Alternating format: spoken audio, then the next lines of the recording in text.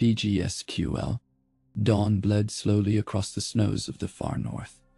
A pale, lingering bruise rather than a burst of fire.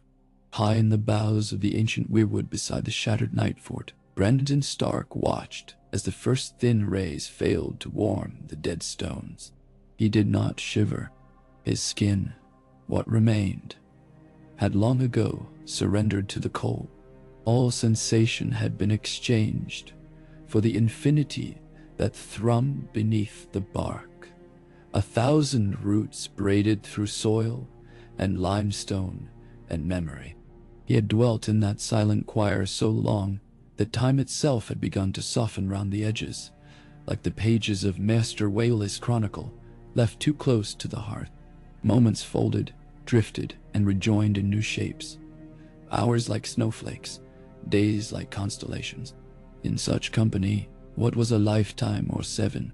He closed his eyes and felt the green side open within, a bloom of colorless light blossoming across a darkened sky.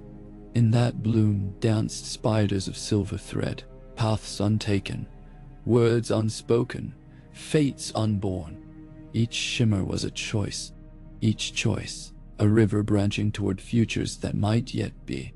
He had learned to pluck at those shining strands the way a harpist might test a string for pitch, listening for the ripples that rode outward. Once, before he had accepted the burden of all names and none, he would have called it magic. Now he knew it was only nature in a shape no maester dared describe. He drifted deeper into the wood, and through the wood into the bones of Westeros itself. The north breathed slow and steady, glacier deep, an old heart that beat perhaps once each century. Farther south, the riverlands flashed and churned in frantic sorrow, waters forever poised between flood and famine. Beyond that, the reach hummed like a hive at full midsummer, lush and heedless. Dorne hissed beneath a cracked shell, sand on flame. The 7 kingdoms were not kingdoms at all, he thought, but living things that wore men as fleeting dreams. Garments quickly stitched, quickly torn. Yet even the grandest skin could be remade. Even history could be remade.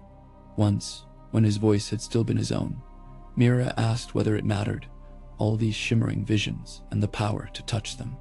Men are built of memory, he had told her. If the memory changes, so does the man. Then the last reed boat had borne her home. He had never spoken aloud again, but the lesson remained, carved upon the white trunk like a face no axe could mar. Change a memory, reshape the man, reshape many men, and you change the tale they wove together, the song they would teach their children. What they built of stone and iron and oath would follow like a shadow. In his wandering, Bran had touched many songs. He had veered the whispering of a desert wind so that Nymeria's fleet made harbor one day early, sparing it a typhoon that might have ended her tale before Dorne had even heard her name. He had nudged a renegade maester of the Reach to glance twice upon a dull green rock. Dragonglass no one else valued, so that years later, Samwell Tarly would think of daggers instead of ink.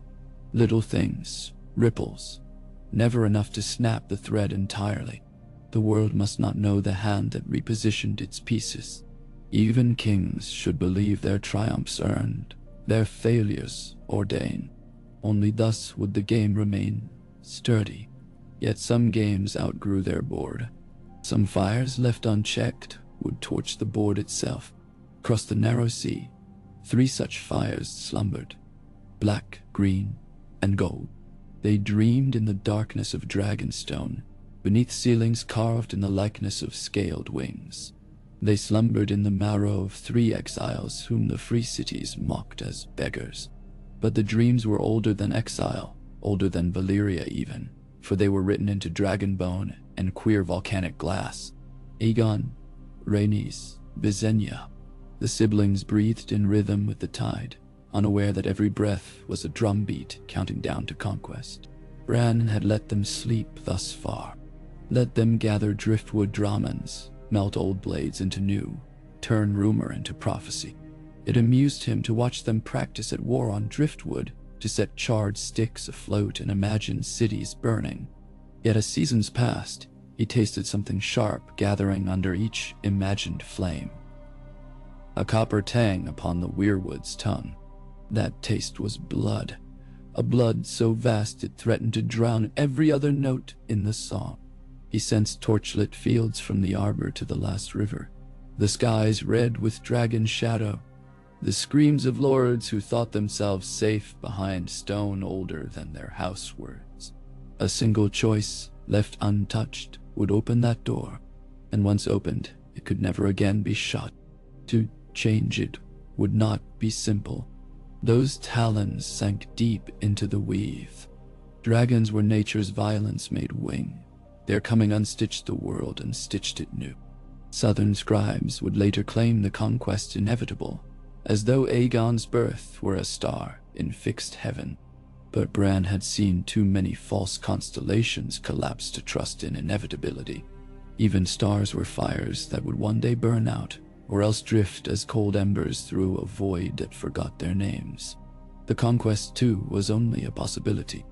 He need only unseat one notion in Aegon's dreaming skull, and a continent would wake to a different dawn. He began with a whisper. Beneath the Dragonmon's steaming vents, Aegon knelt alone, palms pressed to scorched black sand. The whisper came as a gale through fissures in the earth, but its words were gentle, almost maternal.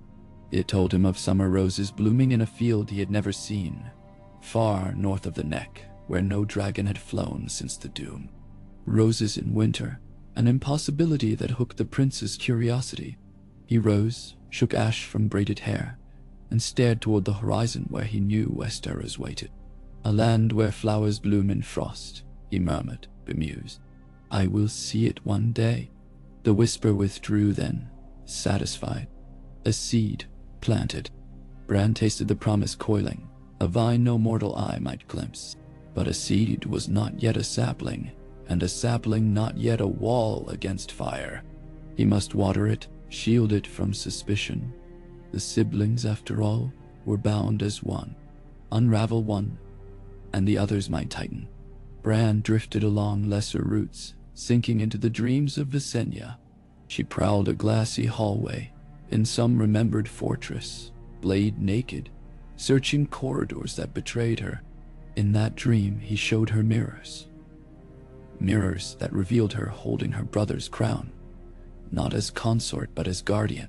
She awoke disturbed, quite certain a crown once fitted to her brow had slipped away. Rhaenys he approached last, for of the three, she was nearest to song. She played a harp of silver strings in the Violet City, the notes swirling tide-like through an audience of Lyseni Sybarites. Into those strings Bran poured a sigh of wind off Wolfswood pines, cool, remote, tinged with a strange yearning. Her fingers paused, mid-note, and her smile faded. She could not name that yearning, nor did she speak of it. Yet, from that hour on, harp and courtier both sounded faint against a hush she carried inside. Days dragged into weeks. Dragonstone's courtyards bustled with the same daily rituals, mason repairs, Valyrian smiths shaping sigils, Rhaenys singing lullabies to hatchlings who, in truth, required no lullaby. But the hearts of House Targaryen moved in discord now, each pulse a half-step from the other. Where once they had looked west and seen a single fate, crowns, castles, sevenfold dominion, they now saw nothing quite so certain. Visenya inspected driftwood fleets for leaks that were not there. Rhaenys delayed lessons in High Valyrian, insisting the hatchlings must hear the common tongue of Westeros if they were to rule it. Aegon found himself restless, pacing turrets at dawn, compelled by a dream he could not recall upon waking. All of this Bran watched from Winterfell's deep heart, slipping between sap and shade, waiting. South of the Black Water, another seed began to wake. The Stormlands had been promised destruction worse than the rains that carved their cliffs.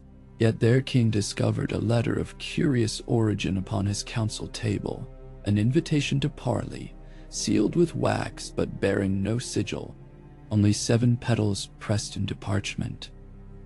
white rose petals, still fragrant, though no such blooms survived in humid Storm's End. Argilac the arrogant read, and Rog read the lines. Words spoke of a peace that needed no dragon's shadow, of trade unbound by fire. Send your heir north, the letter urged. See the mountains that swear fealty to none but wind. Learn that pride can kneel without breaking. Argilac snorted, but when his maester asked whether the letter should burn, he hesitated. Peacocks strut even when hawks circle overhead. Yet which hawk threatened here? None showed its talons, and so pride allowed curiosity a single talon of its own. Bran watched Argilac's hesitation flower into uneasy thought. Not yet a decision, merely the start of one. He pulled away then, letting roots settle, letting mortal doubts perform their subtle grafting. The hours bled onward. Snow fell upon the night fort in lazy drifts. Bran's flesh would have frozen had living nerves survived. But he was beyond frost and hunger, beyond voice. Only the soft clatter of ravens perched upon shattered battlements disturbed the hush. When at last he opened his mortal eyes once more, night had reclaimed the sky. Stars glittered above the wall like fresh-cut silver, set upon black velvet. He counted their names, old names, forgotten names, studying the seams where they might one day ship. No wind stirred. Yet somewhere, leagues upon leagues south, a prince laid aside a rolled map and stared northward, wondering why his breath clouded in a chamber warmed by dragon's breath. In the Dornish marches, an arrogant king contemplated a snowflake preserved as though in amber. And in the riverlands, far from courtly intrigue, a girl not yet of age dreamed of wolves gathering by moonlight. Each tremor, each dazed glance was a note in the opening movement of a symphony Bran alone could hear. It grew louder with every heartbeat he no longer felt. He understood power now, not as swords or scales, but as the moment before decision. The held breath, the suspended coin. Seize that moment, and the coin might never land. So he hovered in those instants, plucking at them the way summer children pluck daisies. Maiden Pool, Old Stones, Fair Isle, Lonely Pike with its spray-soaked towers.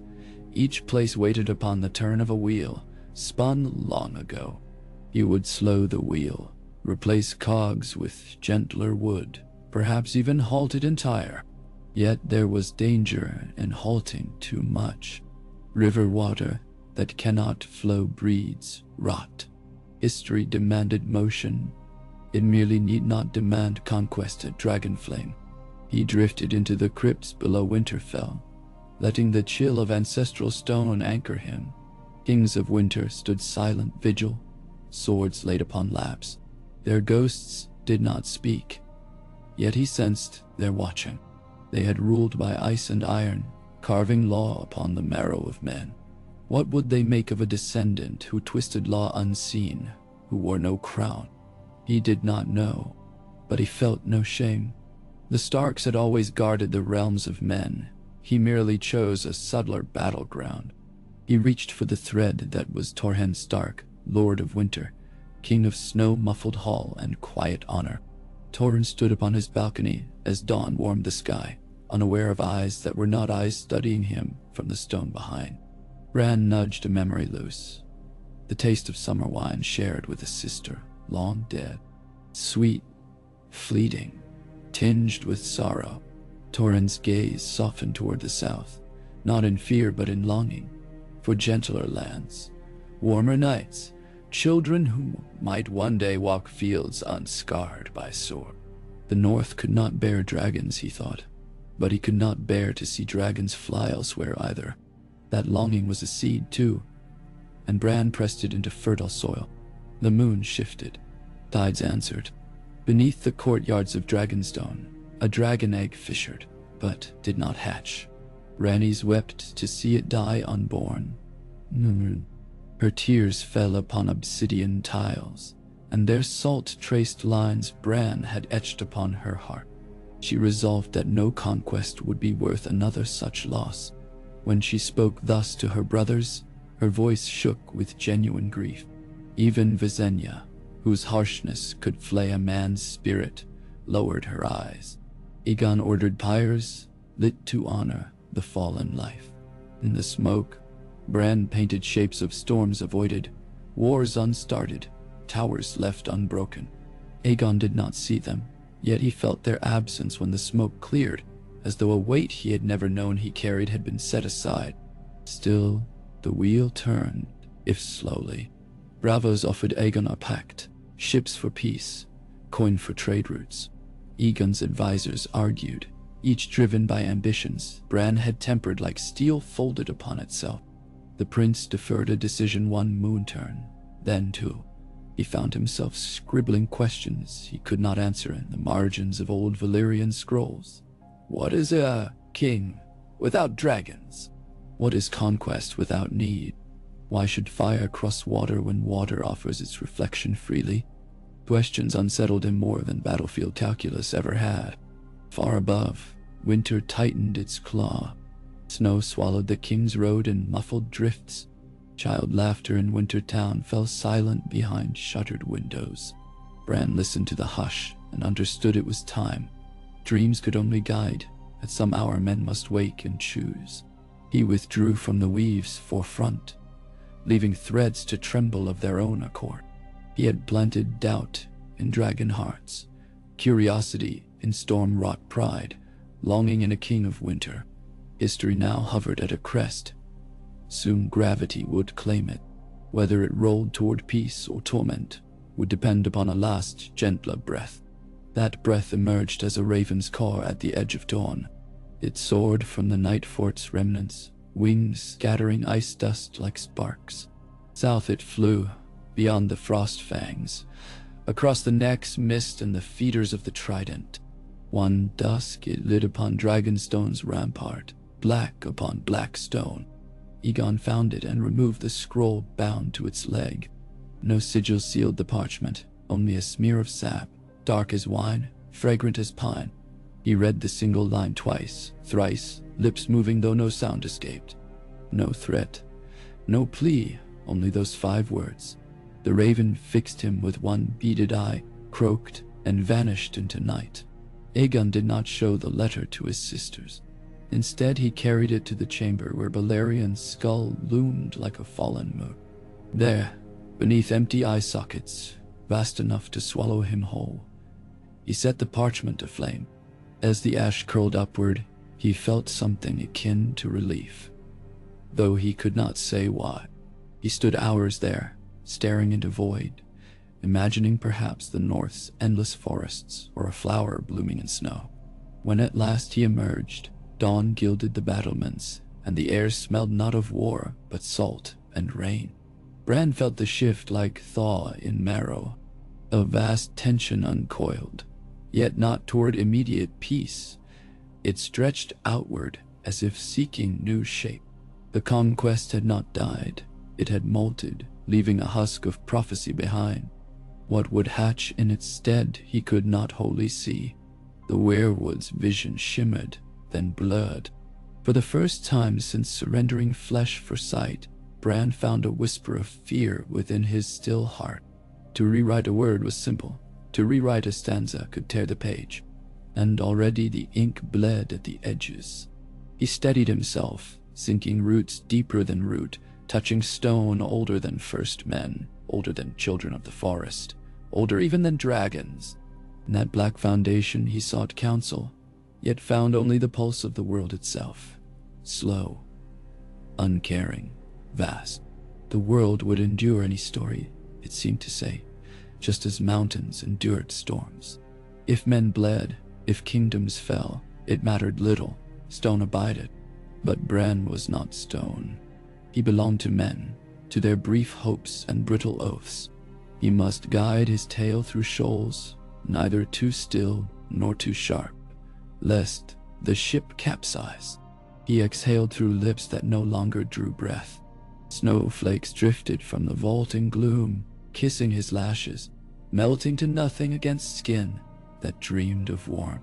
Somewhere south, a dragon shook its wings, restless. Somewhere north, a direwolf howled. Threads quivered. The wheel slowed. In the quiet before dawn, BRAN began to weave again, not a tapestry of grand strokes, but a lace so delicate none could see the knots unless they first believed in lace. He mended fissures in storm's end walls so Argilac's daughter might admire stonework rather than siegecraft. He strengthened Torrent Stark's resolve with a vision of his sons, building bridges and granaries instead of cairns. He guided a Breavosi whaler into safe harbor, so its captain might speak of northern ambergris, ripe for trade, not plunder. Small things, so small they might vanish amid ledger tallies. Yet small things were stones too, if placed with care. That night, Aegon traveled Dragonstone's wind-beaten cliffs alone, as though seeking an answer in the crash of waves. BRAN sang through those waves, low and patient, telling tales of kings who ruled not by fear, but by wonder. The prince listened, though he thought the voice his own reflection. He pictured halls filled with laughter rather than trembling courtiers, roads safe enough for singers to wander unawed. He pictured dragons not as swords but banners, symbols that might unite without burning. The images unsettled him yet thrilled him too, for they promised a legacy deeper than conquest, a legend no blade could dull. Visenya, sensing her brother's drift, tightened her circle. She drilled soldiers at dawn, sparred with Rhaenys past dusk, sharpened Dark Sister under starlight. Her will was flint, her patience iron, yet BRAN's echoes crept into her dreams, weaving questions of purpose into every clang of steel. Was duty only vengeance for ancient pride, or might duty also be mercy? She awoke one morning with blisters on her palms and found herself unafraid of their sting.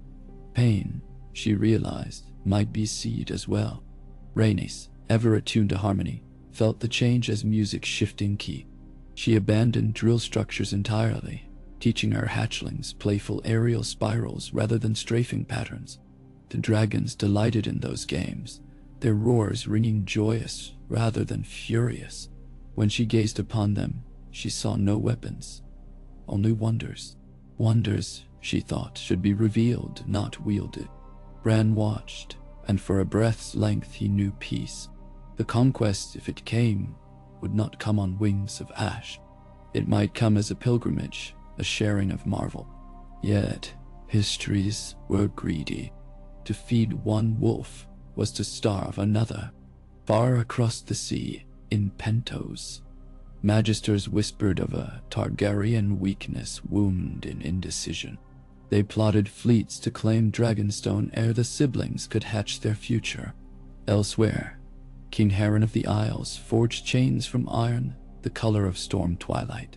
Chains, he swore, would drag dragons from sky to moat. Each rival plotted in newfound silence, mistaking quiet restraint for surrender. BRAN sensed those plots budding, poison vines choking tender shoots. He could uproot vines, but uprooting always disturbed soil, sometimes exposing seeds meant to sleep. Perhaps that was the cost. He accepted it and turned once more to the trainette, shaping currents unseen. A Pentoshi magister who dreamed of immortality would wake raving of cold scales coiled round his throat, canceling his voice. A raven bearing Harren's siege diagrams would veer off course and find the icy throat of a blizzard. Little strokes, subtle, yet subtlety flares brighter the nearer it draws to dawn. Through it all, BRAN never forgot the beating dark beyond the wall. An old enemy that stirred whenever men busied themselves elsewhere. He listened and heard nothing, yet nothing could hide meaning in its void. The others slept still, but dreams bleed awake if dreamers falter. The children of the forest murmured warnings in leaf-crackled hush. Too much weft and weave, and the tapestry would smother its weaver. BRAN understood, but his path lay forward, and forward meant choice. Choice approached on pale wings, one dawn, when Visenya climbed the Dragon Mount to test her courage against midday vents. She found Aegon already there, staring west with such intent that he did not note her approach. When at length he turned, she saw a softness in his eye. A question, naked, seeking answer. She had no words prepared, yet pity blossomed where once suspicion dwelt. She asked what haunted him. He spoke then of dreams, winter roses burning blue, children singing in tongues, older than Valeria, a raven that spoke of seeds. Visenya's heart, long armored, cracked at its edge. She took her brother's hand, first time since childhood games, and together they watched gulls wheel above basalt cliffs. The silence that settled was not awkward but sacred, as though some vow had been taken that neither could yet name. Beneath Winterfell, Bran felt that vow like a note struck true. He let it resonate through ice and root, carrying promise beyond language. The wheel turned another half-inch, groaning not with flame but with hope. He had done enough for one season, perhaps too much. Time would tell. He withdrew from the green sight's forefront, sinking into deeper rings where even he was but flicker. Around him lay futures untasted, storms that never break, blossoms that never wilt, whimpers of babes yet unborn. And somewhere in that vast cradle, a new song was beginning, a tune none could whistle yet. He let it play, trusting it would reach his ear when ready.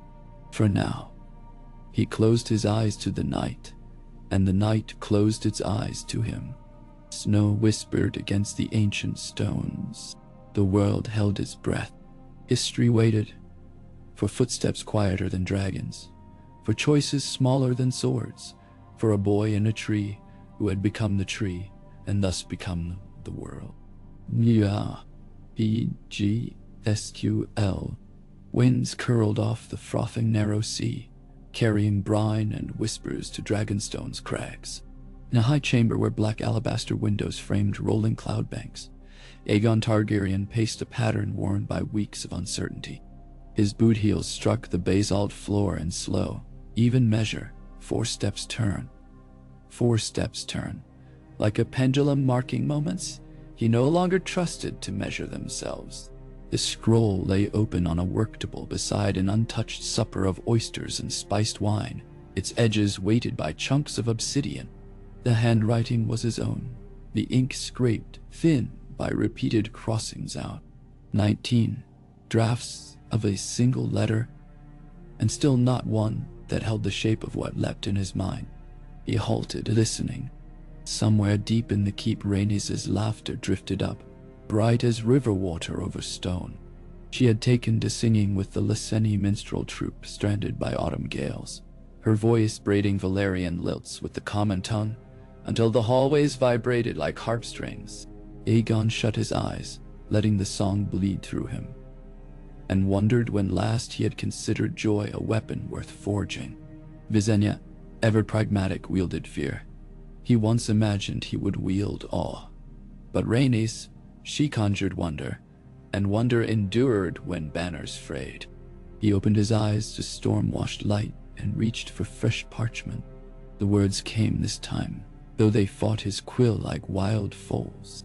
To Torin Stark, king in the north, he began, and paused. King, a title he intended to erase if he crossed with fire and blood. Yet if this letter reached icebound Winterfell, it must carry respect as real as sword steel. Else the North would ignore it.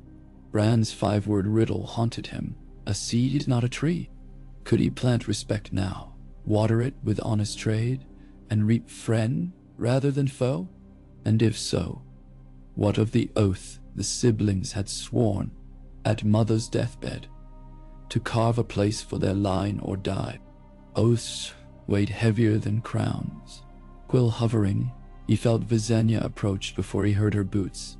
Some sibling instinct honed on blood and bedtime stories. She entered without knocking, mail shirt gleaming, sword belt undone, dark sister resting easy in her grip. The long sword's Valyrian edge glimmered like obsidian kissed by starlight. Visenya studied the parchment and his hand and the untouched meal. Her mouth tilted, part scorn, part concern. Another counsel with ink, she asked, centering herself in the room as though she were blade and walls the sheath. "Ink never burns," Aegon answered, forcing lightness, "and words travel swifter than sails in winter." She considered that, propping Dark Sister against a sea dragon pillar. Ink dries, words fade. A single dragon breath can etch destiny into stone. Men will kneel before 1,000 years.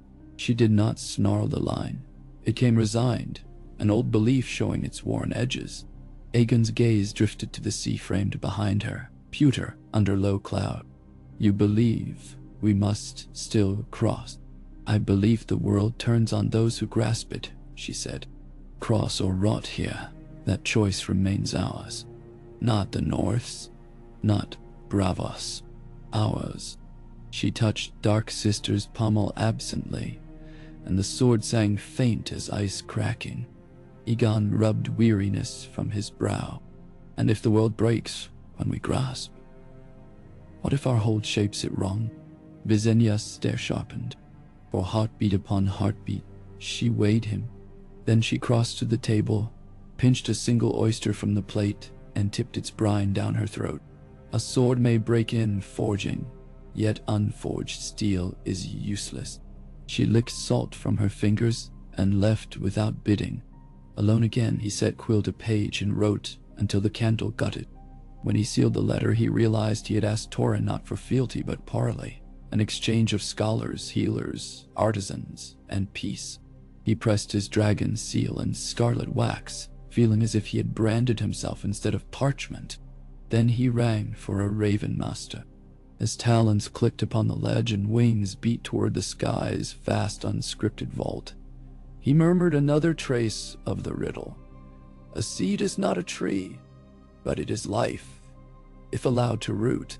Across leagues of frost-rigid earth the raven flew, dipping beneath cloud and above forest. In the god's wood, Bran felt the bird's arrival before its claws clutched stone. He watched through milky raven sight as Maester Sedgwick coaxed the scroll free, hand trembling with cold and something deeper. Torrin Stark received it in the great hall before a hearth roaring like dawn. Bran listened within the weirwood heart. Through the king's gaze, flame shadow danced on carved timbers. When Torrin read the letter, his stern features shifted, not toward fear but perplexity. He asked for mulled wine and solitude. Bran withdrew, letting the king grapple with possibility.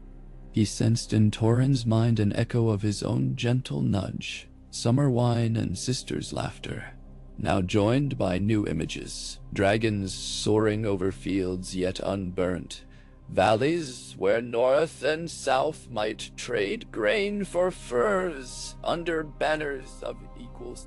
But Northmen were cautious.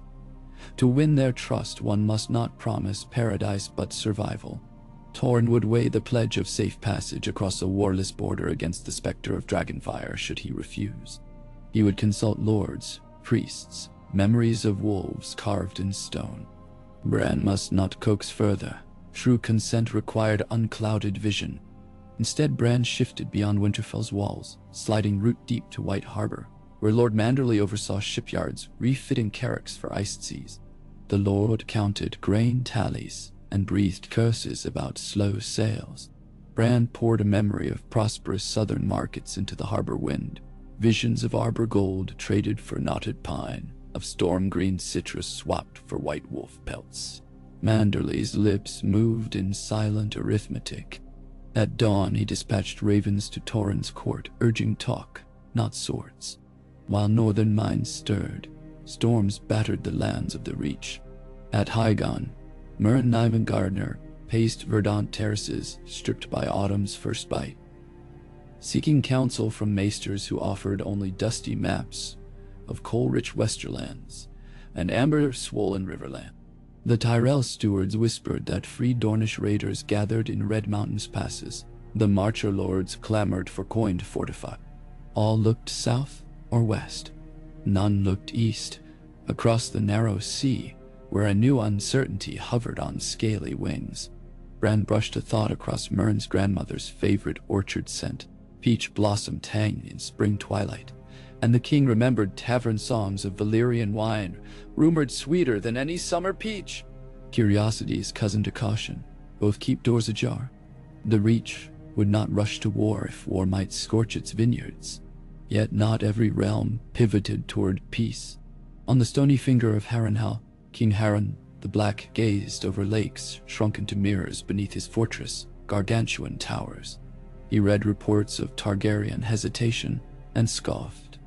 Dragons that hesitate, he told his forge masters, are dragons soon chained. Iron price would bind them. The horsesmiths hammered links thicker than a man's wrist, tempered in quenching pits fed with cedar and blood oak. Harren walked among sparks and roared that the future of Westeros would be written in iron, not parchment. Bran touched his mind and recoiled. The fortress walls pulsed with heat of unyielding ego. Some hearts, like dead stars, burn so fierce they collapse into themselves. To meddle there risked collapse of more than one timeline. Bran retreated, marking Harren for later reckonings.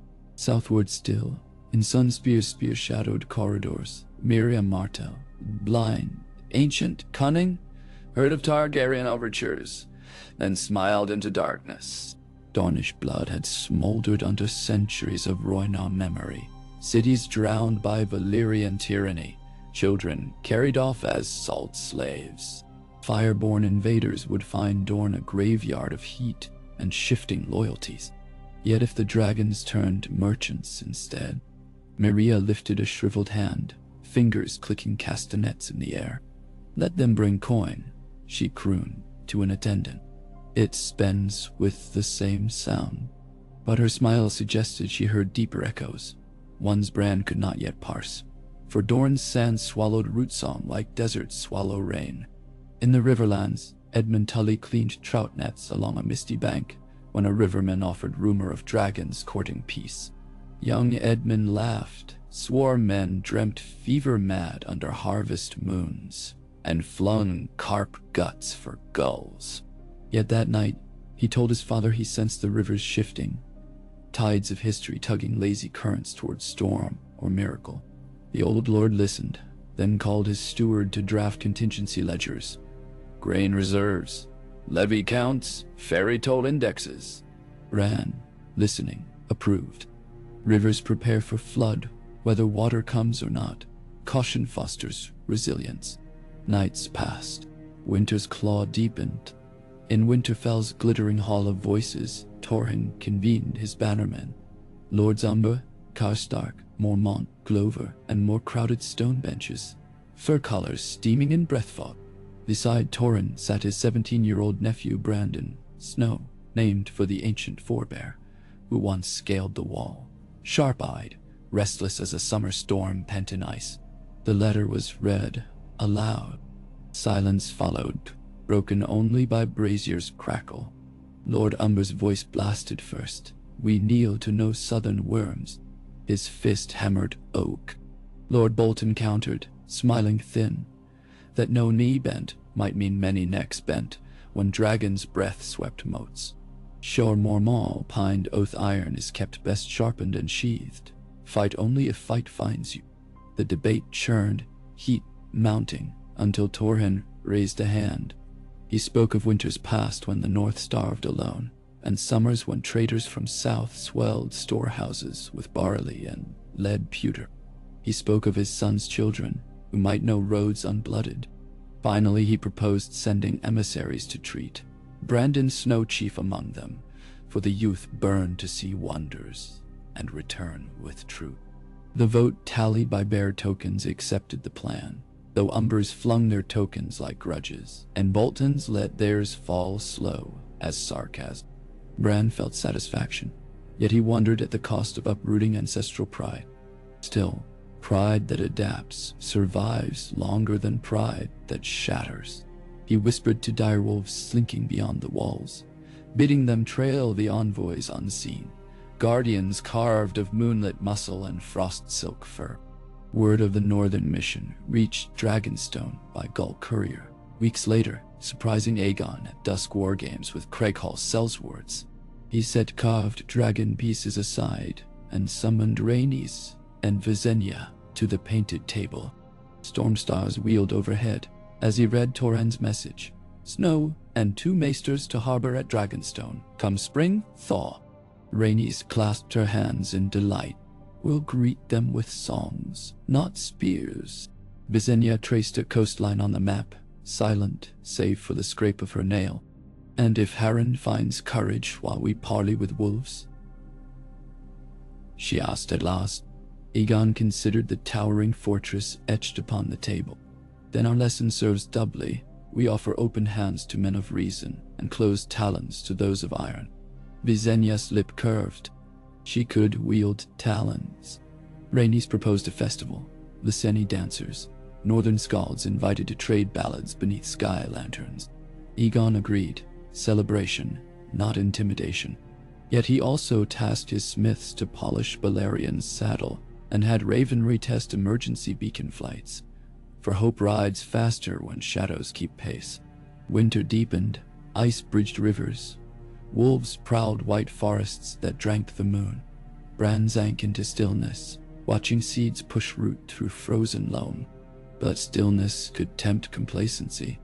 In a lonely keep on Crackclaw Point, Petty Lord Crispian Celtigar convened kin to discuss tales of dragon indecision. Where some saw peace, Celtigar saw vacancy, a throne unclaimed. He penned to Harren, offering harbor for fleets in exchange for lordship over Dragonstone post-invasion. Raven wings beat across slate skies. Harren read and smiled iron glee.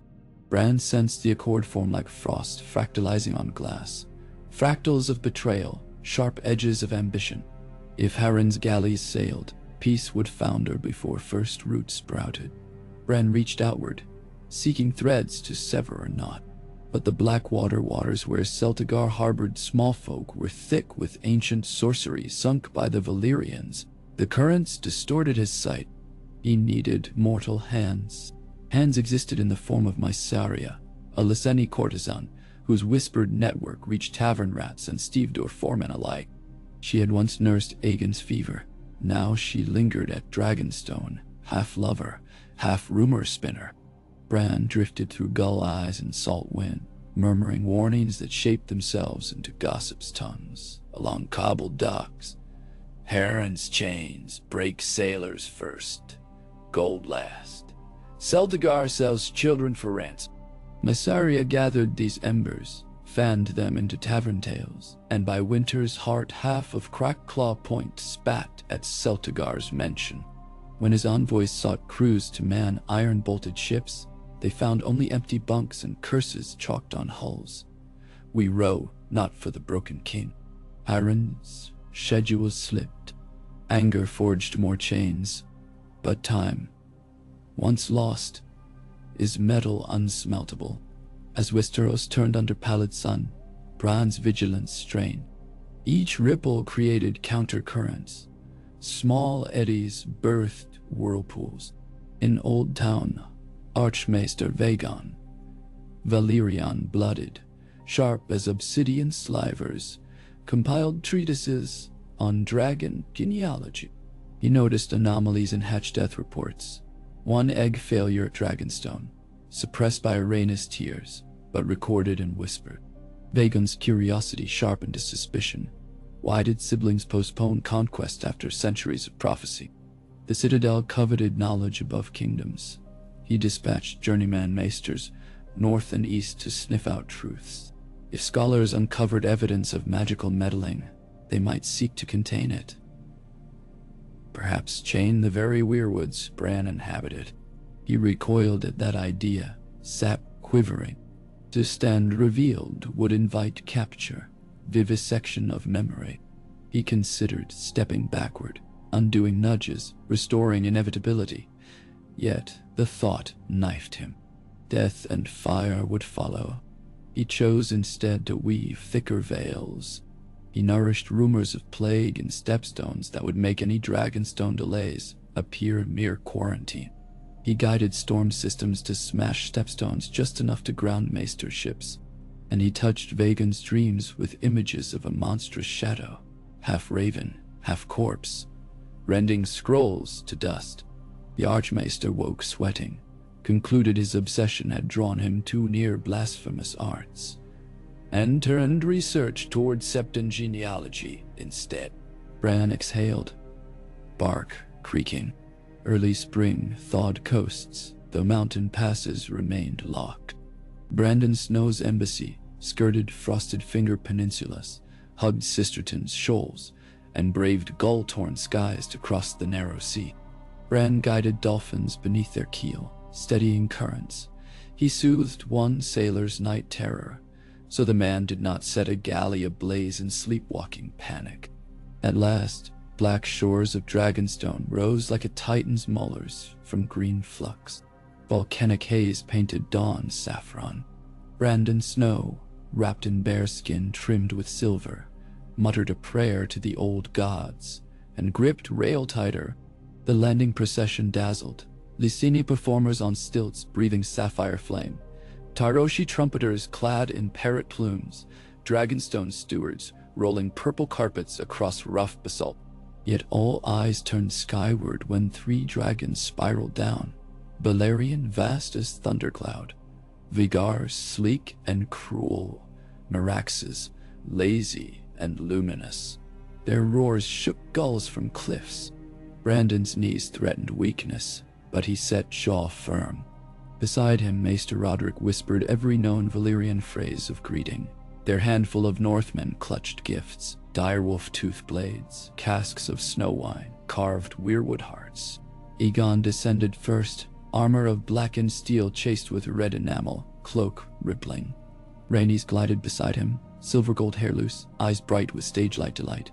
Visenya followed in dark riding leathers, sword at hip, gaze measuring. They met at carpet's edge, where surf hissed.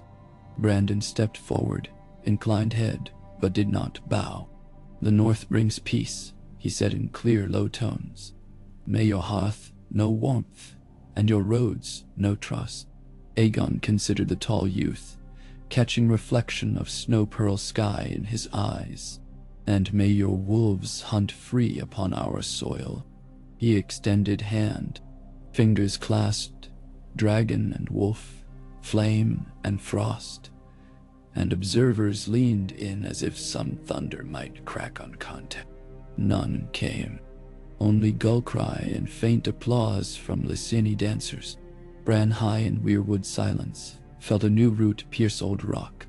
In following days, Dragonstone became carnival. Brandon toured hatcheries, marveling at glimmer-scaled young dragons nipping handlers' gauntlets. Rhaenys escorted him through labyrinth libraries, where Valyrian glyphs danced like embers across obsidian shelves. She translated songs of lost Valyria into Northern Rhine. Maester Roderick debated Valyrian pyromancers on forging glass candles for healing rather than spycraft. At dusk, Brandon requested audience at the painted table. There he laid before Aegon rolled pelts describing trade caravans that could cross mountain passes with liney silks and winter glass. He proposed joint guard outposts at the neck, manned half by knights watched veterans seeking wages, half by Targaryen, sworn swords, New World curious. Visenya's brow lifted, Aegon's heartbeat hammered, the map of Conquest blurred to blueprint of alliance. Yet in that same hour, far upriver, Harren the Black launched 15 ironclad dramans from fair market under moonless sky. Sails died midnight, swallowed stars. His ambition had gnawed impatience raw. Celtigar's delays forced earlier gamble but not aborted dream. He meant to surprise the dragons before treaty sealed. His chains lay coiled in hulls. Bran felt their departure sudden ache, steel severing gentle weave. He sped thought across raven networks, but night winds beat wings off course. He reached instead through elk dreaming in Blackwood Vale, guiding them to stampede across supply trails, hindering wagon trains. But warships glide water. Hoof delays slowed only provisions. The Drummond slipped into Blackwater rushed by dawn. Smoke from their tar cauldrons blended with river mist. Fishermen spotted hulls, but found no harbor wardens to believe them. King's Landing's petty lords slept behind ale-heavy eyelids. Bran calculated hours. Brandon and Aegon studied trade scrolls unwary. Only Visenya, restless, drilled on terrace and caught scent of odd ash curling over sea breeze. Oak char rather than volcanic sulfur. She climbed a spire, spyglass in hand, scanning southern horizon where water met sky. A sliver of black sail jutting beyond headland snagged her gaze. One became three, then more. She descended in leaps, hair snapping whip-like. Aegon looked up from pelt charts to find her presence darken chamber threshold. Ironborn, she said. Neither breathless nor calm, simply iron fact. They ride Blackwater now, a fleet. Shock rippled. Rhaenys pressed palm to lip. Brandon's eyes widened. Aegon straightened, old fire storming nerves. Then war comes whether we invite it, he murmured. Visenya tossed him his gauntlets. Better to greet unbidden guests with talons. Rhaenys interjected. But the treaty depends on survival. Aegon finished. He turned to Brandon. Your envoy is guest, not prisoner. You may choose safety in my walls or sail for north at once. Nadine. Brandon met his gaze, shoulders squaring. The north keeps faith. He drew his father's dagger and laid it on the map. Direwolf stone handled, edges honed. We stand together.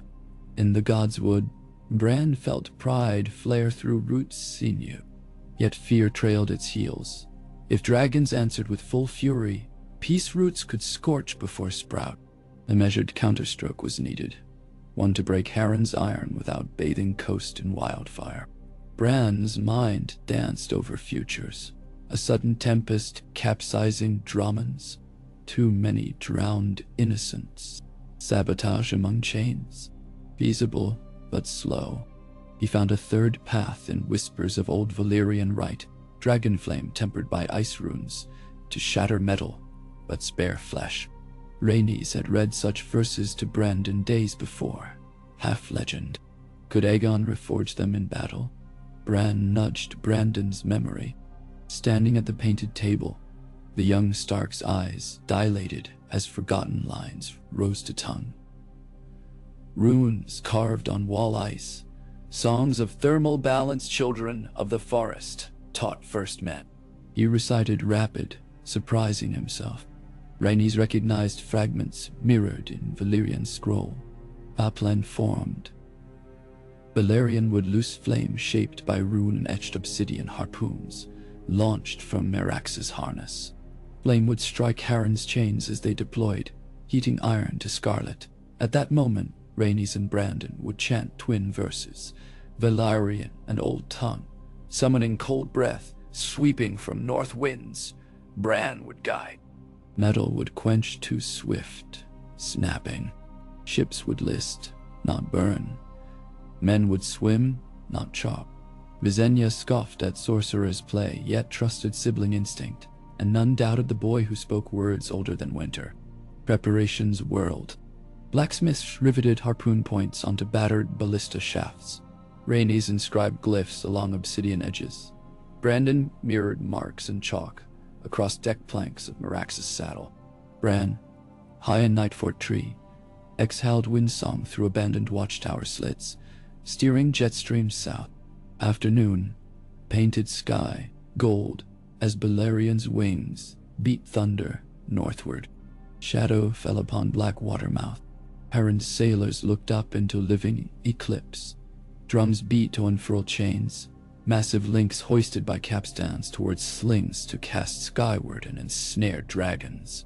Before first chain could soar, Balerion roared, throat igniting with shadow fire swirling red at core, blue at fringe. He spat a torrent, not ragged but ribboned, hugging river surface, scalding water to steam that prismed sunlight. The harpoon from Merax's flashed through steam, runes aglow, struck central chain spool. Iron sang molten. A second, third shaft followed, each detonating heat within Harren's anchors. Then Brandon's voice rose, raw northern syllables jagged as icicles. Rhaenys wove Valyrian vows around them, song meeting snarl. From Breaker's Bay cold gusts howled sudden, fused to Bran's far-flung will. Steam congealed to sleet, sleet to glitter ice shards swirling cyclone. The molten chains hissed, warped, and with shrieks like dying wyverns snapped. Links hurled across decks, gouging wood, severing masts. Dramans lurched as ballast shifted wrenched anchors. Sailors cried in panic, but flames never touched them. Iron price melted in their palms. Harren, perched on flagship tower, watched ambition fragment into sparking arcs. Rage seized him. He ordered ballistae loaded with laced wildfire vials. Last gambit, but sleet storm crackled, downdraft stealing arrows loft. One vial burst on own deck, emerald tongues licking rigging. Harren's captain attempted to douse flames too slow. Wildfire crawled chainways into powder kegs. Bran sensed catastrophe. He could not quench alchemy conjured of slime and demon fire. Hedging, he directed storm to gather, pushing flagship away from fleet before blast. Wind howled. Sailors cut burning lines. The vessel veered into deeper channel. When explosion erupted, its fury blossomed alone. A green sun mirrored on waves. Harren's roar drowned in roar. Shock waves toppled nearby masts, scattering Ironborn across foam. Yet, sea extinguished stray fires. Other ships suffered damage but not doom. Dragons circled above, like stern judges. Visenya guided Vagar to hover near flailing Ironborn, barking command, yield and lie. Many tossed axes, waterlogged and weeping. Some tried to swim for shore, only to find north wind hepacold. They froze stiff if stubborn. By dusk, surrender was complete. Aegon ordered survivors ferried to Dragonstone cells, where healers tended burns. He decreed they would be released in exchange for pledges to spread word. Dragonstone seeks peace, but wields mercy as sharp as flame. That night torches ringed shoreline as musicians played victory laments, mingled with solemn hymns to those lost. Brandon Snow stood on terrace with Rhaenys watching auroras ripple, the storm's lingering mage light across black sky. "We saved most," he whispered as if surprised. "Mercy keeps the world breathing," she answered. "Fire ends stories. Mercy lets them change." She eyed him, seeing not youth but the future's hinge. Below, Aegon and Visenya debriefed. Visenya conceded sorcery's efficacy, but advocated preemptive strike on Harrenhal. "Next time there will be no chains to break, only arrows in shadows," she warned. Aegon agreed retaliation needed, yet form mattered. "We break towers, not men," he said. "Let stone fall, let Harren kneel, but spare small folk. Let realms see conquest by justice." Visenya frowned. Stone shattered spreads dust, but she nodded. In compromise they planned show of might. A single dragonfire pillar to crack Harrenhal's tallest tower as message. Envoys would follow bearing new laws of unity, offering vassalage, not submission. Bran listened, relieved yet wary. War scaled down still war, but shaped by mercy, perhaps salvageable. He extended feeling through root web. Folk across Westeros woke to rumors. Dragons had spared an Ironborn fleet. Wolves chanted with Fireborn. Harren's arrogance singed by own spark. Tales carried seeds of new perception. Some scoff, enemy deception. Others dreamed of silver roads where dragons soared as guardians.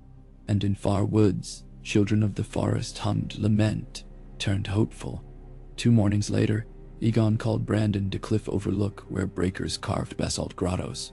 The prince handed him a scroll inked overnight, a draft treaty titled Pact of the New Dawn. It promised confederation of kingdoms under shared council. Dragons' guardians, not tyrants.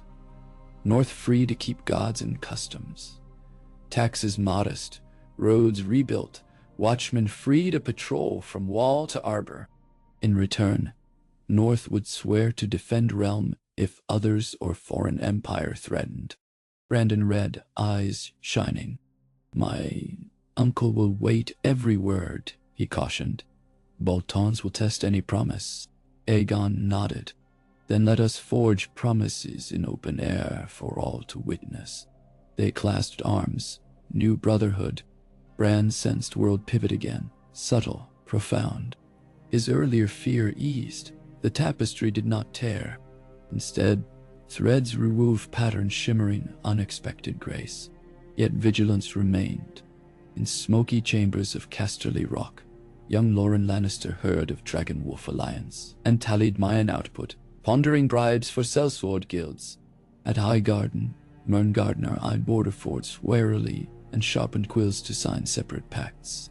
In Dorne, blind Maria tasted shift on desert wind and summoned Sand Sisters to council. Peace breeds rivalries disguised. Opportunity stalks calm seas. Bran anchored in Night Fort's weirwood, gathering strength for next weaving. Snow melted in rivulets along wall.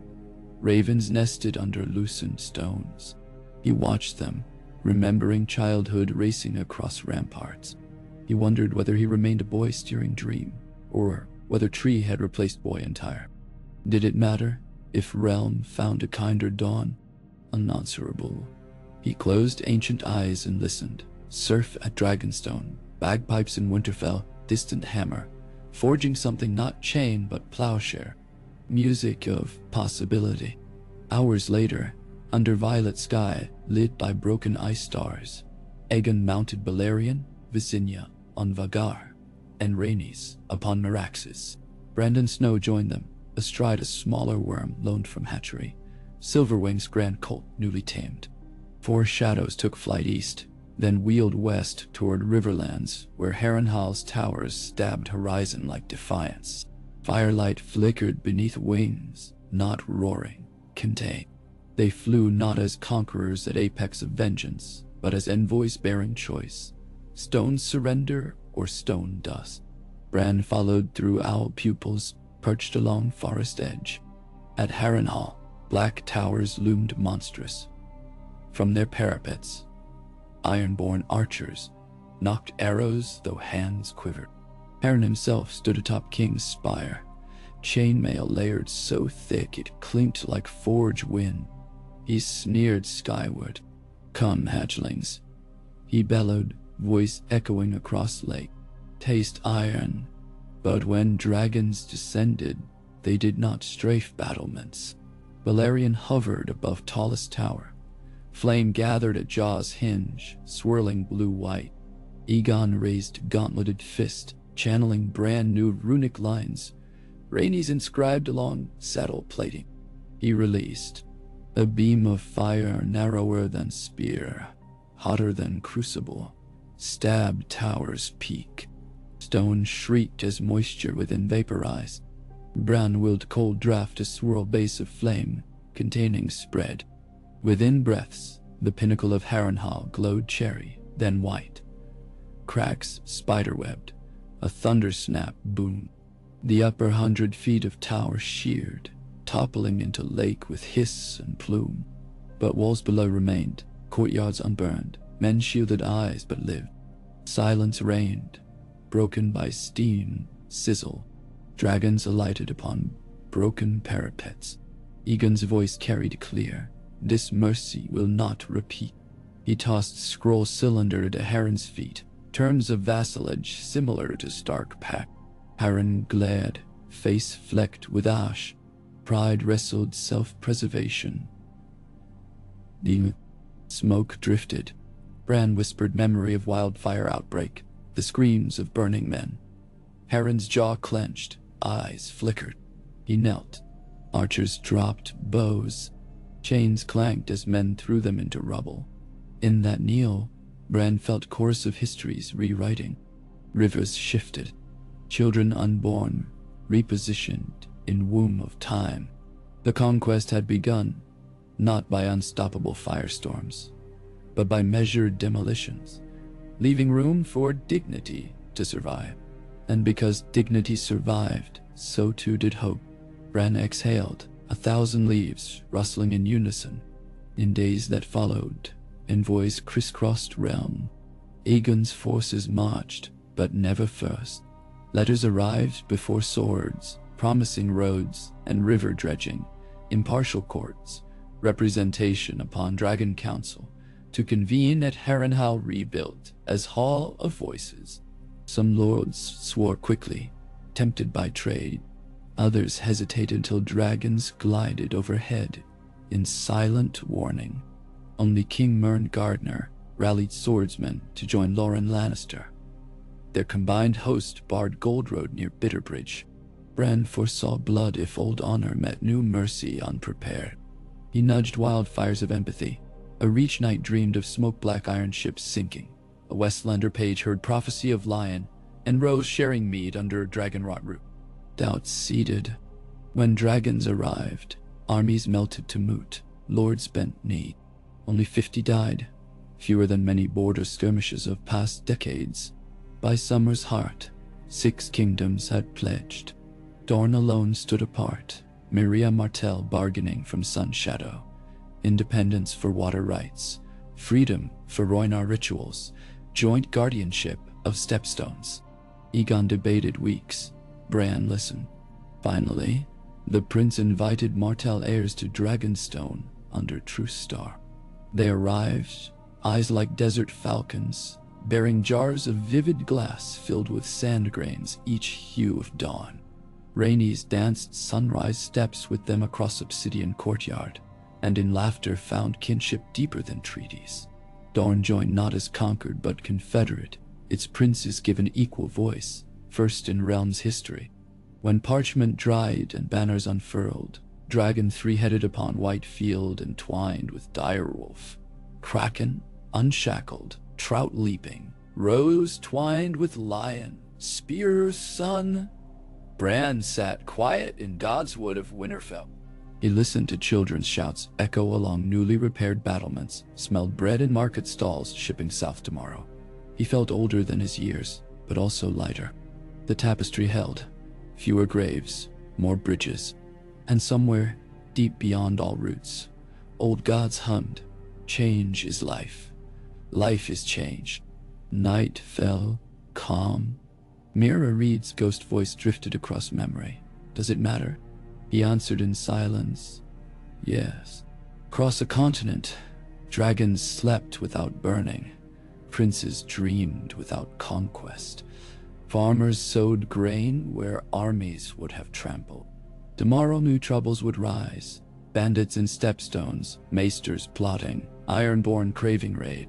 But the world turned on breath, not iron. He would watch, guide, learn. A seed was not a tree, yet from careful seeds forests grow. BRAN opened his eyes. Snow melted upon bark and trickled down like tears of thaw. In distance, a direwolf howled, welcome to dawn. He smiled, if smiles could dwell on wood, and let wind carry him forward, where stories stretched still unwritten. Vast as skies, dragons now guarded in uneasy peace. Benji, Shao, Day, Vignette. Dawn rose pale and pewter across the patchwork fields, beyond the ruined western walls of Harrenhal. Ash still dusted the blackened stones where towers had fallen, but already scaffolding latticed the breach. Oak timbers hauled from distant groves, lashed by rough-skinned river folk who worked beside Valyrian masonsmiths in a harmony neither side yet understood. Beneath a half-collapsed archway, BRAN felt the pulse of the new age beat steady as a forge hammer, clang of chisels, murmur of plans, laughter of apprentices slinging mortar like snowballs.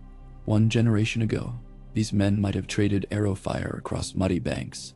Now they argued only whether cedar or spruce framed trusses stronger. A song of making, not unmaking. Above them, Aegon Targaryen surveyed progress, gauntleted hands clasped behind back.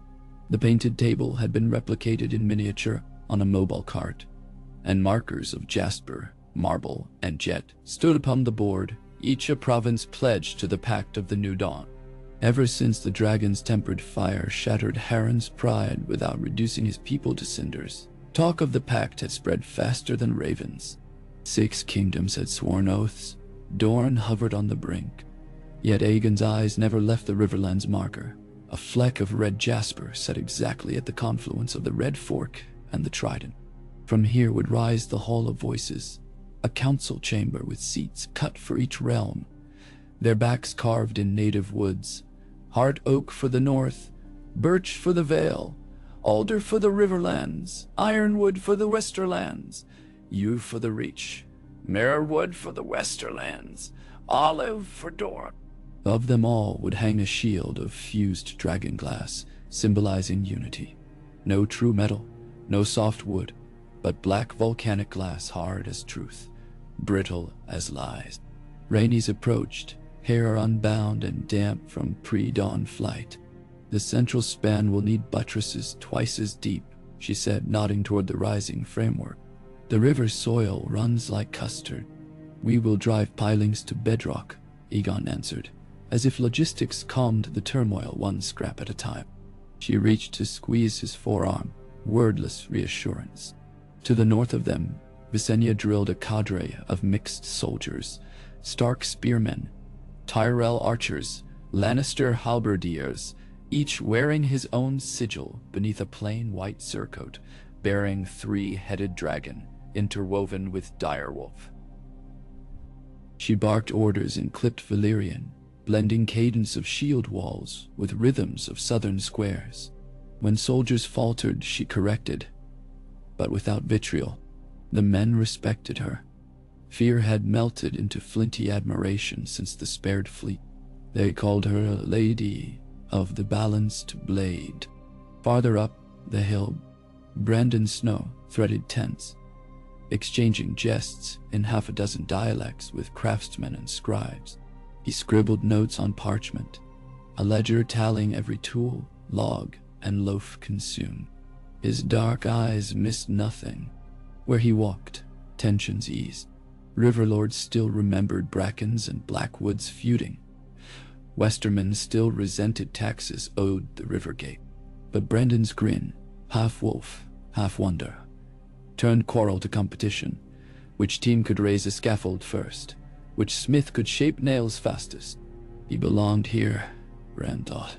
A bridge in human form. Bran's consciousness expanded beyond Harrenhal, carried by wolves along King's roads and ravens over coasts. He needed to survey cracks in his tapestry. Peace birthed its own chaos. At the wall, ravens no longer came. The Night's Watch found feathers frozen mid-flap, eyes glassy with frost deeper than season. Something stirred beyond frost fangs, cold, unnatural, silent. Bran felt its breath, like fingers on nape, whenever he stretched root scents too near the far north. He did not dare show this to Aegon yet. Men must not drown in dread before foundations set. But he whispered to Maester Chains along the wall, urging double patrols, fresh stores of dragon glass. The watch obeyed without knowing why, trusting in uneasy instinct. In Old Town, the citadel rang with the chime of Archmaester's conclave. Aegon, shaken by dream and guilt, nonetheless rallied colleagues to examine rumors of green sorcery rewriting memory. Scrolls whispered of changed ravens, of songs unrecorded. Archmaester Walgrave posited forgeries. Others suspected Lyseni toxins in ink. Aegon alone spoke of ancient weirwoods manipulating bloodlines. His peers scoffed, yet fear seeded. They voted to dispatch a discreet delegation to Harrenhal, healers and historians, ostensibly to document reconstruction, secretly to test tales of Bran the Weave Walker. Bran sensed their coming like footsteps across attic dust. He resolved to meet knowledge with transparency, but only so deep. Some secrets must age like wine. Across the narrow sea, the Triarchs of Volantis debated retributive strikes against Dragonstone trading convoys, worried Valyrian heirs might undercut silk routes. Bravozy bankers, scenting shift, bankrolled mercenary escorts to protect new shipping lanes. Stepstone's pirates found themselves courted by both sides. They swelled purse and arsenal, a delicate seesaw. Commerce could cement peace or spark naval war. BRAN watched currents swirl, lightly guiding storms to scatter pirate raids, granting Dragonstone merchantmen safe haven until Confederation navies form. For now, the greatest threat came not from Essos but within. Lords who paid lip service to treaty, yet schemed to wrest profit from its infancy.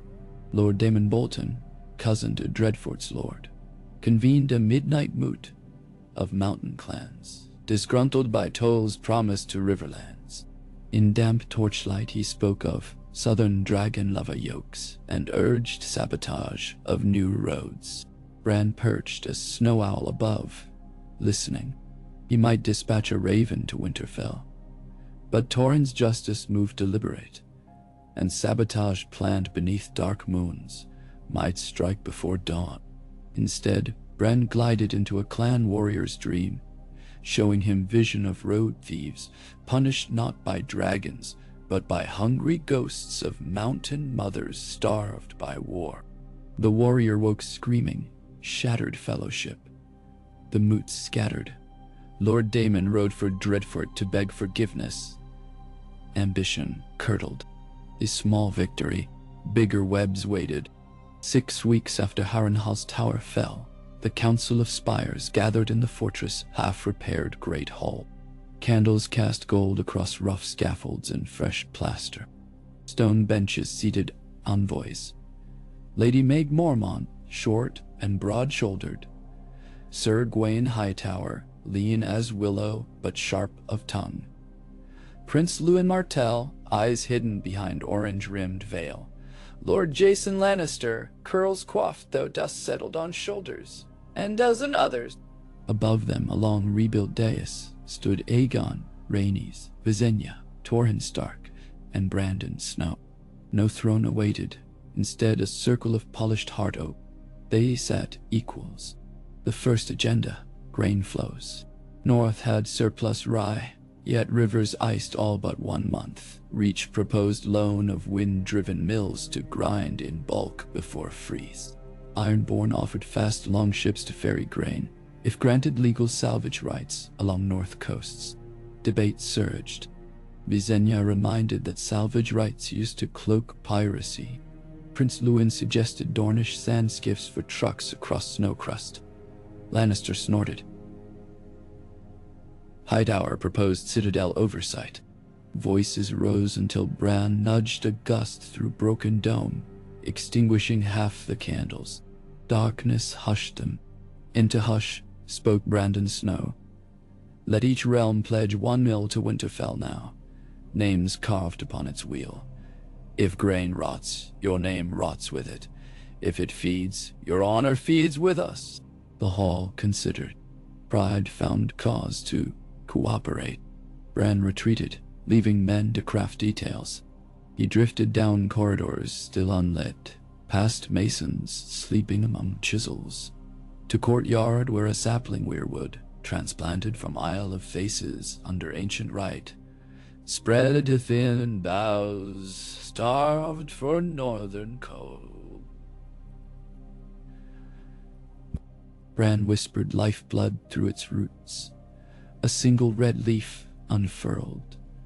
First weirwood leaf to see south of neck in centuries. Morning sun would gild it crimson. While council hammered treaties, Rhaenys and Brandon supervised dragonflight exhibitions for small folk camped beyond walls. Children from Salt Pans and Fairmarket shrieked delight as Miraxes dove low, wings stirring dust devils that scattered pies. Rhaenys perched the great dragon beside wagon of potter's wheels. Artisans rushed to present glazed bowls as gifts. Brandon narrated histories of first men to mount ice dragons in songs older than runes, his northern lilt mesmerizing. At dusk, candles lit, Rhaenys coaxed local harpists into impromptu symphony. Valyrian lyre, northern fiddle, Dornish drum. Music braided cultures, campfires flickered like shared heartbeats. Bran tasted their awe and hope, and felt weight lift from shoulders he no longer possessed. Yet not all hearts turned so. On Iron Islands, news of Heron's surrender fractured allegiance. Victar the Unbound, younger brother to drowned Heron, claimed kingship in Greyjoy Hall. He invoked ancient law. A king who kneels is no king. A brother who burns is a martyr.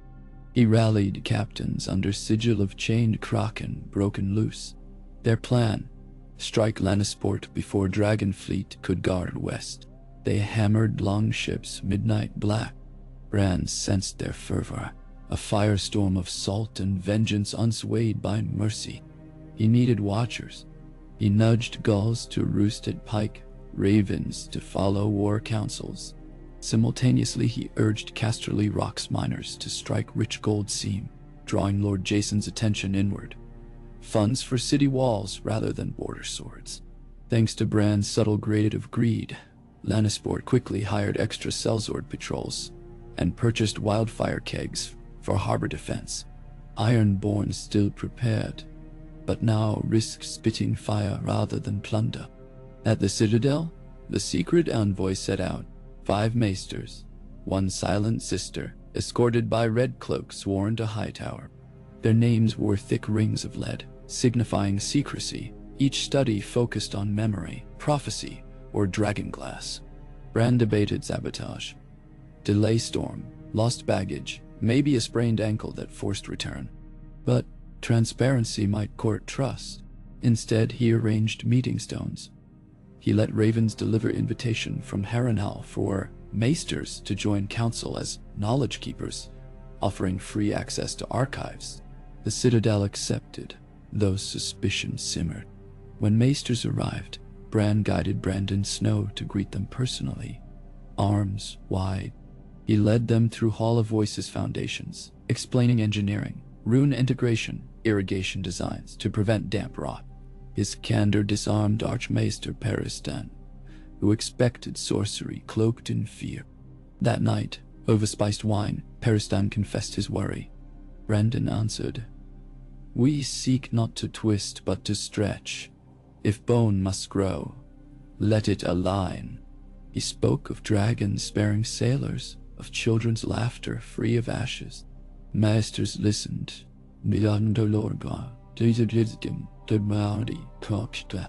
Doubt remained, but doubt is not refusal. Elsewhere, cracks reopened. In seat of High Garden, Mern 9. Gardner died suddenly, an apricot lodged in throat while feasting. Some whispered poison, others fate. His heir, Edrin, barely 17, found himself king of Rolling Green, courtiers swirling like bees around new honey.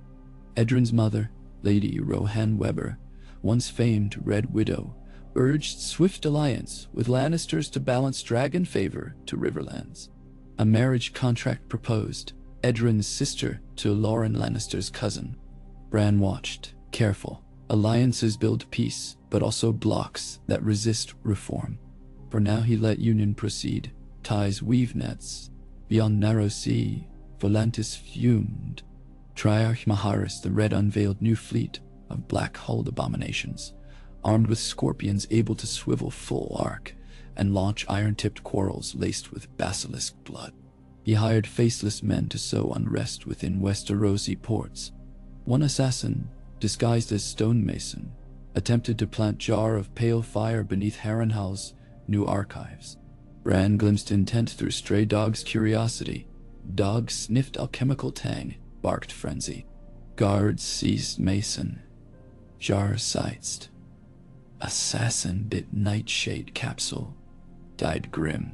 Council rattled. Security tightened. Rhaenys wept not for assassin but for proof peace faced distant daggers. Aegon issued decree forming Sky Guard, winged patrols riding small dragons along sea routes. Brandon suggested training non-Targaryen riders. Aegon and Visenya hesitated. Dragon bond proved volatile. Yet Merax's had grown gentle under Rhaenys' coaxing.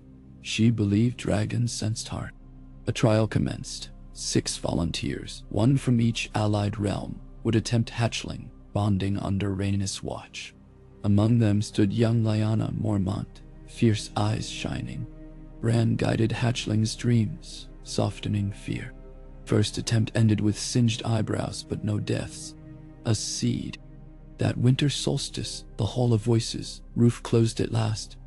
Massive trident arch pinned beneath star-shaped keystone of dragonglass, fused with northern ice, shimmering faint blue.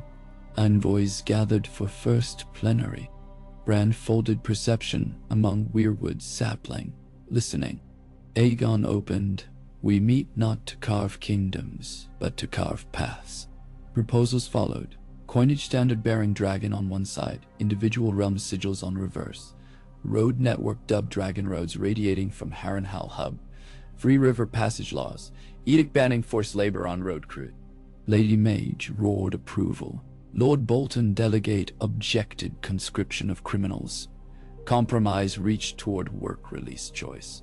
Prince Luwin Martell rose next, unveiling Dorne's condition for union. Recognition of equal inheritance, regardless of gender, codified across Confederation. Gasps erupted.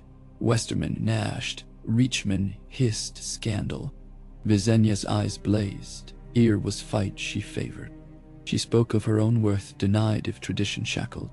Rhaenys chimed echo of Nymeria's fleets. Thorin weighed with tale of northern shield maidens. Debate raged 2 days, culminating in charter of equal blood. Each realm permitted choose own succession customs, yet confederation roles open to all sexes. Dorne signed. Peace deepened roots, but storms brewed north, where white winds carried secrets. At Eastwatch by the sea, rangers found a dead whale washed ashore, its flesh riddled crystalline, eye sockets filled with blue ice. They burned the carcass, flame hissed unnatural. Maester Aemon, old yet sharp, penned warning. Foul cold wakes. Raven flew south. Bran watched parchment cross dusk. He whispered to Aegon through dream. A hallway of frost, empty throne of bone. Aegon woke sweating, summoned council. Night's Watch envoys invited. Dragonglass shipments doubled. New fortress proposed at Queen's Crown to store flame cannon. Yet, resources stretched. Work at Harrenhal already taxed coffers. Loans from Iron Bank came high interest. Solution surfaced. Call for volunteer settlers to revitalize empty lands of gift. Farms feeding watch in exchange for tax abatement. Riverland peasants hopped at chance. Reach artisans as well. Bran steered gentle breezes north that spring. Early thaw easing plowshares. In Pike, Victar launched fleet. 12 black longships, swift, light. They skirted Westerland coast at dusk. Hired Braavosi pirates as distraction. But wildfire barrels awaited. Lannisport Harbor lit green as emerald dawn when first grapnel launched. Ironborn reeled in horror. Sail sails fled. City's chain boom rose, trapping 2 longships which burned to waterline. Vicator pressed on east of Fair Isle, but Skyguard riders sighted sails. Colwyn hatchling Frostfire, ridden by Lyanna Mormont in maiden patrol. Dovenir fleet screeching. Fire breath scarce but roar enough. Ironborn morale cracked. 5 ships beached. Sailors surrendered. Victor escaped to sea, but legend of dragon-riding bear girls spread with tide.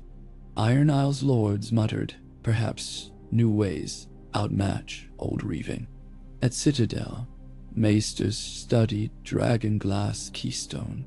They discovered thin ice veins inside pulsed faint luminescence when touched with warm hand, evidence of living resonance. Some argued it proved Bran's meddling. Others declared natural alchemy of volcanic glass meeting northern magic. Conclave remained divided. Bran let them argue. Inquiry fosters understanding more than fear. By midsummer, first Dragon Road mile mark arose. Polished granite obelisk etched with runes for distance and hospitality. Festivals accompanied each segment completion. Children pressed palms into wet mortar, leaving prints for posterity. Bards composed ballad Road of Seven Smiles. Bran savored synergy he once dreamed only as ripple. Here it stood, stone. Yet time marched. Seeds become trees. Trees cast shade. Not all shade welcome. Merchants along older rose-lined route, bypassed by Dragon Road, petitioned Crown for toll subsidies. Thieves targeted grain convoys. Dreadfort Holdfast still nursed grudges. Bran could not douse every spark. World must learn to manage all. He resolved to step back, still sentinel, but not puppet master. He spent longer durations within Weirwood dreamscapes, mapping newly shaped histories. Births of children whose names once never existed, dying of feuds never fought. These divergences formed fractal branches. He observed, catalogued, wept at some losses, rejoiced at wonders. Through it all, he felt identity shifting again.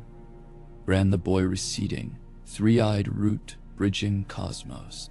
But memory of family, Rickon gnawing jerky, Arya laughter, kept core human echo. One autumn dusk, as orange leaves spiraled around Harrenhal's fixed towers, Aegon summoned Bran. Through whisper pulled on wind, Bran reached out, inhabiting sapling near dais. Aegon spoke aloud to empty air. Others watched. You guided storms and spared lives, yet Rel must know you with name, not rumor. Would you accept seat among voices? Silence. Bran measured risk. Reveal invites worship or fear, but hide invites myth, twisting. He parted Weirwood lips. I will whisper advice, but not rule. Trees endure because they bend. Voices gasped at first words of living tree in south. Aegon inclined head, then you shall be heart of counsel. Roots that feel tremor, leaves that shade true. Charter amended. Green's ear seat granted veto on acts threatening natural harmony. Some lords balked at power of silent voice, but council upheld. That winter a host of free folk arrived at Wall, families bearing white banners of new dawn, claiming dream of boy in tree, who promised gates open if hearts open. Watch debated. Bran extended vision to Castle Black, showed Lord Commander images of giant's child dying starved beyond bleak snow, of wildling healer reviving watchman's fever. The commander opened East Gate for first time in century. Free folk settled new gift under charter, granted rights if they defend against others. Bridges again. Still, threat lingered. In haunted forest rangers found circular clearings of glass-smooth ice. Animals frozen mid-stride. Tracks of brittle hooves led north. Bran glimpsed memory of night, king stirring early, confused by tapestry shift. His aim uncertain, he withheld panic. Instead, he convened dream council with children of forest remnants. They taught him deeper verses to forge harmony between dragonflame and heart-tree frost. Weapon or salve, he memorized runes.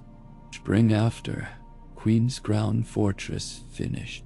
Aegon, Visenya, Rhaenys, Brandon rode dragons to Wall, unveiling torch and root defenses.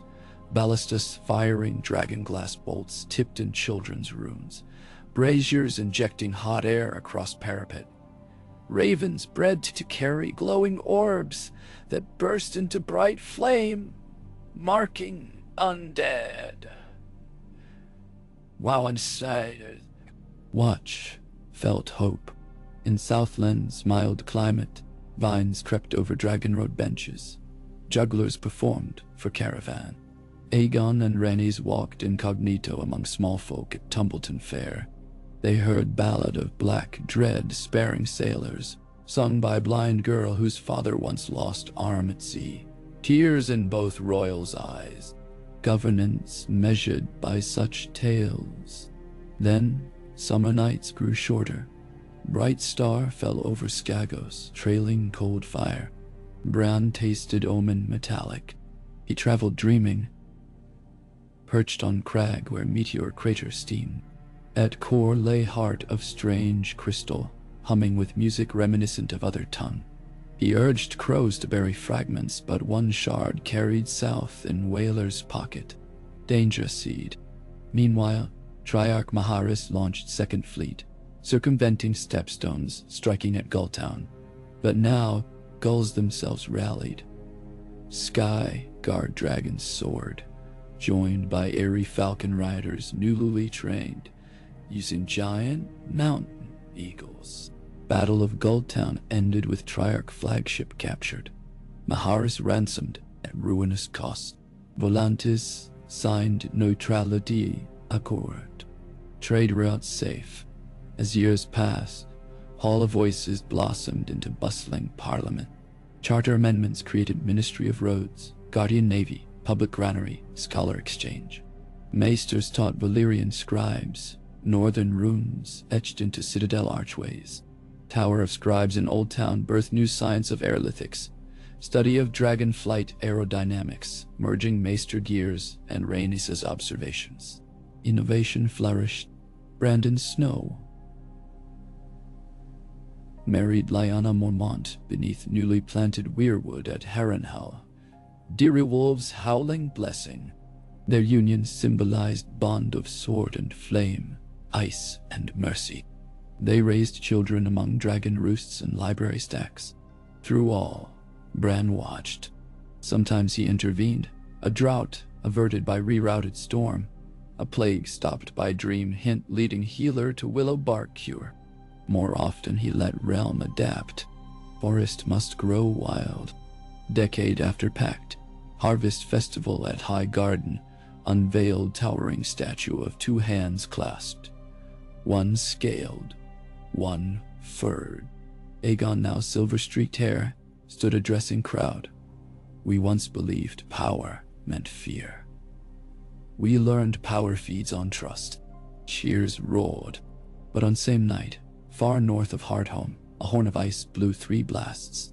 Rangers seldom used ancient signal. Bran's consciousness flared. He felt it. Tide of cold minds marching, others in number unseen before. For timeline's shift awakened their desperation sooner. They advanced not south but east, toward new free folk villages. Conflict inevitable. Bran convened secret council. Aegon, Visenya, Rhaenys, Brandon, Maester Aemon, Leaf, last child emissary. Lyanna on Frostfire. Strategy. Meet darkness with union of sun, dragon flame, and moon, weirwood frost. Bran taught runes gleaned from children. Dragon riders practiced breathing flame, guided through carved ice lenses to project living light that seared cold flesh. Watch equipped arrows tipped with meteoric shard glass. War of Dawn's echo spanned 2 savage winters. Battles along shivering shore saw dragons weaving flame spirals, while free folk and watchmen formed shield rings. Bran poured mind into Heart Tree network, directing gusts, guiding ravens carrying command tokens. Prince Luwin led Dornish sand lancers into snow for first time, their bright spears glinting sun-off ice. Stormland's engineers built mobile brazier wagons. Reach herbalists brewed frostbite salves. It was not tidy epic, but grueling attrition. Yet casualty tallies bore witness. Half those predicted by masters in original long night models, for realm now prepared, knitted. Final confrontation occurred at valley called Echoing Weald, where weirwood groves met geothermal vents. Aegon atop Balerion faced Night King astride, dread corpse moose. Bran channeled root energy through dragonglass keystone, suspended from harness around Balerion's neck. Flame streamed prismatically, each color memory of life lost to cold. Visenya and Lyanna circled, Frostfire and Vagar creating vortex of heat and ice shards swirling. Night King hurled spear of starfall crystal. Brandon intercepted with shield of ice runes, shattering spear to snow. Rhaenys sang ancient Valyrian lullaby that once calmed hatchlings. Its notes rippled through keystone, resonating with children of forest magic. Night King's crown cracked, blue light fled like dust. He crumbled. Dawn broke crimson gold. The snow stopped. After that, realm rested. Memorial cairns dotted valleys, names of fallen etched in dragonglass tablets illuminated by glowworms. Dragons perched quietly, no longer weapons but watchers. Years rolled into generation. The hall of voices matured into living organism. Voices of fisherwives, septons, even free folk speakers. Reen's seat remains seldom heard but always felt. Sapling grown thick trunk now, leaves scarlet canopy shading forecourt, where children read runes of equal blood. One evening, as fireflies drifted over still mirror of trident, Brandon Snow, hair silvered, sat with his eldest daughter Nyra under weirwood. She asked him if dragons would always guard them. He answered, "Dragons guard when we guard each other." High above, Bran listened, content. He had intervened, yes, but world now sustained itself. Branches intertwine. He could drift deeper into green dream, becoming legend whispered by a root and leaf. He closed his eyes within heart tree, still aware of Aegon teaching apprentice scribes the shapes of compromise, of Visenya sparring grandchildren in courtyard, of Rhaenys composing ballad for wind and embers, of Lyanna leading sky guard patrol over calm seas, of farmers walking Dragon Road at dusk, singing road of seven smut. In distance, he felt faint hum of new choices yet unborn.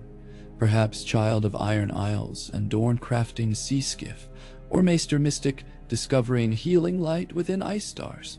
The tapestry stretched on, vibrant, imperfect, alive. Bran let go of steering threads, just one more leaf among many, rustling to rhythmic pulse of land and people. He whispered, "Final blessing. Crow, Ishamira." Winds accepted, carrying seedwords across kingdoms. Somewhere a boy not yet born would dream of white wolf and black dragon sharing sky, and wake believing peace could be forged, not with fear but with story. That belief, small, stubborn, was all Bran ever wanted to plant. And in that belief, the new age of Westeros unfurled its endless branches under moons yet uncounted, each leaf glimmering with stories the Conquest once buried, now blooming in colors no fire could burn, no frost could kill. The end of Conquest, the beginning of becoming.